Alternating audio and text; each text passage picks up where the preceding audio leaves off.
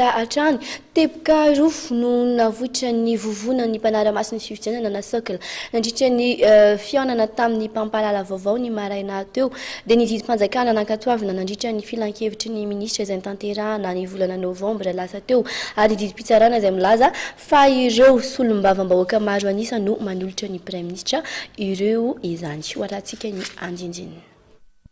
Nanamarika ny vovonana socle amin'izao ankatoky ny fifidianana izao fa ny lalàna dia mitoetra ary tsy azo ovaina arak'izay itiavana azy.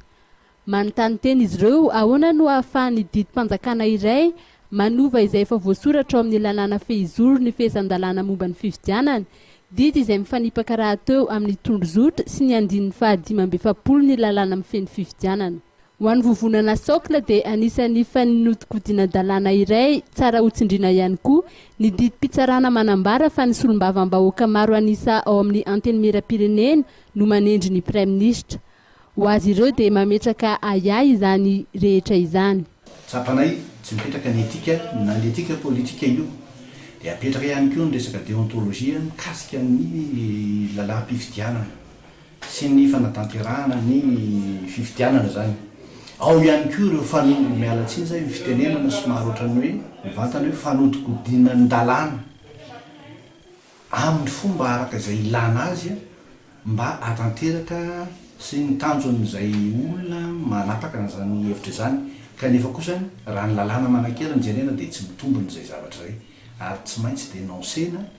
amin'ny alalany hainao manjery mba ho fantatra ny vahoaka izay nanao ny safidiny amin'izao fifidianana izao.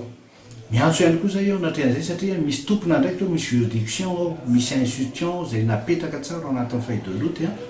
dia ny CES mazava azy voalohany ny cour spéciale électorale dia ny administration électorale indrindrindrindra ny senita hoe aiza ho aiza ny fepetra raisin'izy ireo manoloana n'izany zavatra izany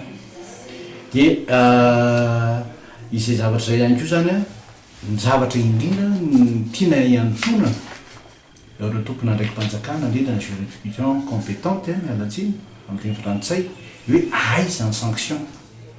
aiza le disposition pénale amin'io tsy fanarahan-dalàna izay napetraka io samy mbola mipetraka foana ve ny culture d'impunité izay efa nipetraka hatramin'izay. Nanamarika kosa nefa ny vovonana socle fa misy ny ezaka ataon'ny senita teo amin'ny fikarakarana ity fifidianana fiodinana faharoa ity raha tsy laza fa tsy ny fampidirana anaty lisitra ny anaran'ireo mpifidy 4,330 sy 4,1 izay latsaka tamin'ny fiodinana voalohany.